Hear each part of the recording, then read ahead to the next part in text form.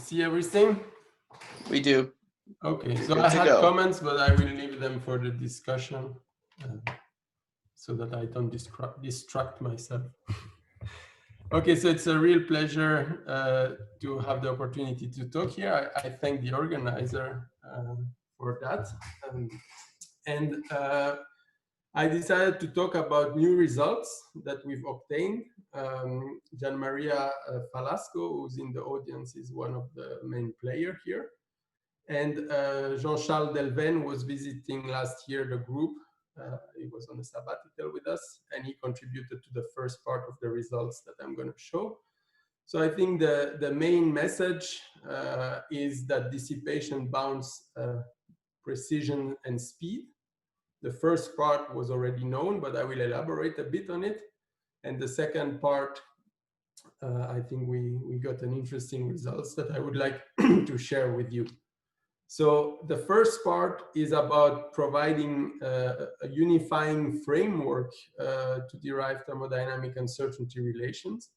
And I will be quite brief on that part because it's also technical and I cannot go into the technical details. So I'm mainly going to give you an overview, and I will try to give you a bit more about the second part, which is deriving dissipation-time uncertainty relations. So the first part about this unifying framework, what we found is that many of the uncertainty relation can be derived from realizing the following. Observables along trajectory, but any kind of state can be seen as forming a Hilbert space. And a precision is defined as the ratio between the square of an average and the variance. And this quantity can be expressed in terms of scalar product in the Hilbert space for the, when I explicit the variance here. Do you see my mouse? Yes, we see. Yes. Okay. So when you explicit the variance here, the second moment is obviously a scalar product. And the average can be seen as a scalar product because of the Ritz theorem, which states that there always exists an M such that for every observable, I can write any continuous linear functional of the Hilbert space as a scalar product. So that's an interesting result, which means that you can always find that M such that every quantity in the precision ends up being a scalar product. And then it's this observation combined with the Cauchy-Schwarz inequality, which allows you to prove, and that's really a few lines, that the precision is bounded by this expectation value of this M. I will call this M the self-averaging observable, because when I take the scalar product, I get the average. And I will basically be using this result. So if there's no constraint at all on the observables, the trivial answer is 1, because obviously 1 taken with O that gives me the expectation value of O. And then it's useless because it simply tells me that I have no bound on the precision. But by simply putting as a constraint antisymmetry for observers, so these observers break the time reversal symmetry, they're antisymmetric, then this self-averaging observable ends up having this form here, where P is a probability of omega, P tilde is a probability of the time reversed omega. And from that, the bound, which is a type bound, it reads as follows. And the important thing to note here is that, of course, this bound does not express things in terms of the average entropy production itself. Is an expectation value of a function of the entropy production. But that's really the tight bound that we can derive, where I should emphasize sigma I use entropy production. I should be slightly cautious because it's not always the thermodynamic entropy production. And I don't want to enter these subtle issues, but as a mathematical quantity defined like that, this is always the quantity that is going to enter the uncertainty relations. So from this, we can find a lot of loser bounds. The first one is this one with the exponential of now the expectation value of the entropy production. This one was derived from the fluctuation theorem for current-like observable integrated current, and also in this paper. But in a sense, we are a bit more general because the only requirement for us is this antisymmetric behavior of the observable. Then we derived a novel result, which is this. That one is valid only for Markovian dynamics in a periodic regime where the transients are gone. And we basically prove that the precision is bounded by n times that bound here within a given period. So that's quite interesting to see that everything is determined by the one period, and then it's multiplying it by n for n period.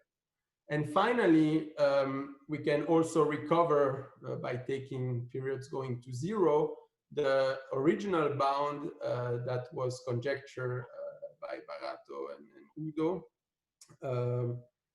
some time ago now, and proven by Jordan and Todd rigorously later on. So that's my point. There are many. We can also recover activity bounds. There's a lot more in the paper, but I don't want to spend too much time on it. But I think the message here is that I think this result pinpoints the mathematical essence of this thermodynamic uncertainty relation. It gives new, sometimes tight bounds, and allows to recover previous ones. And it can also be used to go beyond simply time reversal symmetry. And we have one example in the paper, but there's more to be explored in that direction. So that's for the first part. Now let's go to the second part, this dissipation-time uncertainty relations. So here, let me define the quantity that show up in the theory. So we're dealing with trajectory. The space of all trajectory is omega, and we have a probability measure on that space. We define the stopping time. So the stopping time requires to define a threshold, which we call D, and a certain observable reaching that threshold. So the stopping time is the minimum time for that observable to reach the threshold. Okay, and it looks complicated written in a mathematical notation, but it's actually quite simple from a physical point of view. An observable reaches a certain value, and then it reaches the threshold, and for the first time, and then you say, okay, that's my stopping time. Now, the space of survived trajectory is those who didn't stop because they didn't reach the threshold, is omega s. And what we say is that when the trajectory is within omega s, then the observable does not belong to the threshold. And therefore, we can define the survival probability, which is simply the probability, summing up the probability of each trajectory which do not reach the threshold. And for convenience, we introduce, here we go from this restricted sum to the full sum of trajectory by introducing an indicator function where it's 1 when the trajectory does not belong to the threshold, and 0 otherwise. And the last definition is the instantaneous rate, which obviously, if it's not instantaneous and if p is an exponential decay, you immediately recognize that this is going to be the rate of the exponential decay. But the generalization to time-dependent case is the following. It's simply in terms of the derivative of the log of the survival probability. Okay, so that's going to be the instantaneous rate of decay of the survival probability. So now this was all definition defining objects. Now let's consider time reversal as usual in all the things we do in stochastic thermodynamics. We define this integrated entropy production as the log ratio of the probability of forward versus backward trajectory. Here, for all the things I'm going to talk about, not in the paper, we go beyond that, but here I will always consider that I sample my forward and backward trajectory from a stationary distribution without a threshold, so that we have this ongoing stationary process without threshold. Then we start introducing the threshold. The survival probability for the observable to take a value that is the value of the observer on the time reversed trajectory, because this omega tilde is actually omega of, it's the value of that the observer takes when I reverse the trajectory, will be denoted by P survival tilde. And from these definitions, one can derive a fluctuation theorem. It's the derivation includes all the typical ingredients that we are used to derive fluctuation theorems, simply keeping track of the fact that there's now this absorption taking care by the survival probability. And we get this result here, where what's important to notice is that the expectation value is taken now on these probability of trajectory normalized by the probability of the survival for this backward observable. It's a way to normalize the probability because there's some leakage. So that's this renormalization that is needed to make this average normalized. And from that, using Jensen inequality, we get this.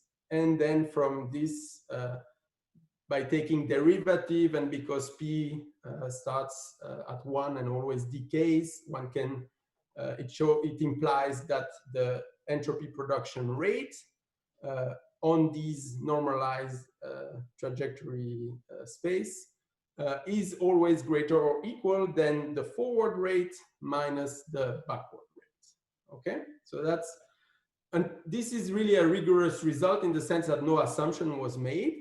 I also want to comment on the fact that the mathematics of this is very similar to what was done in the context of absolute irreversibility by Yuto Morishita, Funo, Ueda, but they didn't connect it to survival probability of first passage time as we're going to do it. So it's kind of implicit, but the math is very reminiscent of that until here. So now what we go further, what we assume is the following. We assume that the rate with which these observable evaluated on the time reversal trajectory reaches the threshold is much smaller than the rate with which observable on the forward direction reaches the threshold. So here it looks very abstract, but you will see on concrete problems it's very natural, and it's very easy to understand why. And then we will consider the time scale, which are such that basically there's been no absorption for those observable evaluated on the time reverse trajectory, meaning that this P S wiggle is essentially 1, and meaning that we can very accurately replace this entropy production on the subset by the full entropy production, and because it's a stationary process, by the entropy flow. The boundary terms are not relevant here. And as a result, we get this because we have simply neglected this, and we replace this by the full average. This now, by introducing the mean first passage time, that is defined like this as the integral over time of the survival probability, we derive the main result, which is this dissipation-time uncertainty relation, and which is very simple because the only quantity appearing is the entropy flow, which is really the physical dissipation going on in the system. this mean first passage time, and it's always greater or equal than KB. Where first it's very appealing because it reminds us of the quantum analog of that relation. And second, it can be interpreted in the following way, that in order to realize a certain process in a given amount of time, so this is getting those trajectory to reach the threshold, at least KB divided by T must be dissipated. So it's a remarkable outcome of this. Now let me, I don't think, I don't have time to go in the details of the models, but I want to give you the ingredients of the model to give you examples for what we mean by this assumption that some processes are rare. So let's take an overdamped particle on a circle, and here we have a cosine potential. It's basically represented here. So there's a tilt, non-conservative force along the ring. So it's periodic boundary condition. So whenever I go from here to here, I come back here. It's a particle on a ring with a cosine potential and a non-conservative force F. And what I ask is basically, okay, my observable is going to be the displacement, and the threshold is a certain n times 2 pi. So it's basically, I went n times around the circle in the positive direction. So here the time reversed observable, the observable on the time reversed trajectory will be simply going n times in the opposite direction. And so it's pretty clear that if you ask what's the probability that my particle goes n times in the forward direction, and there's a force acting in that direction, the probability for the opposite event to go n times in the opposite direction is going to be absolutely minute. Okay, so it's pretty easy to make this, to go into the regime that I was mentioning before, which is this regime here. And so this simply shows that in the case here, it's temperature is still quite high, so the particle move quite easily across wells. But since n is relatively large, the threshold is rare, and the bound, so the numerical values are there simply to show that the bound is satisfied even in finite time. And I don't want to go into the details of every curve, but the message is that we verified that the bound works. We can also take another regime where n is smaller, but now we are in the weak noise regime, so it's unlikely, the probability to go over a barrier is rare.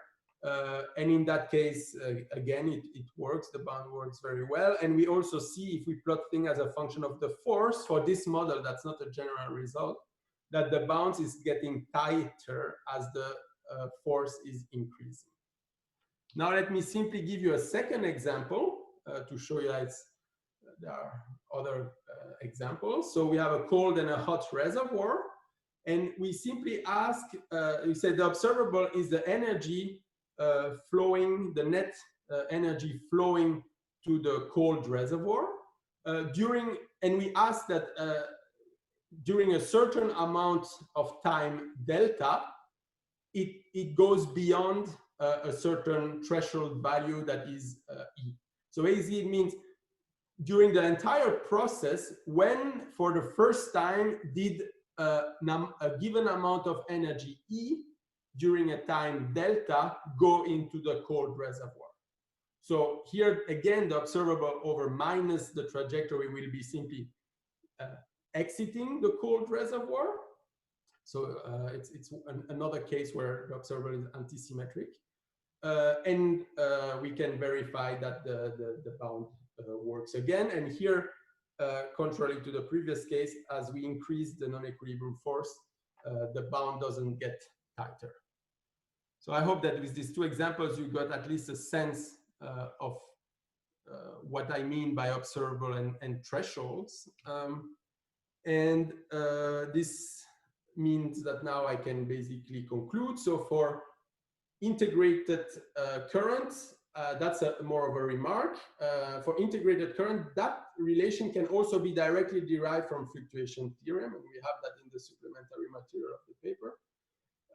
For integrated currents and stationary Markov dynamics, it can also be obtained as a special case of a result obtained by the Ulisher and co-worker.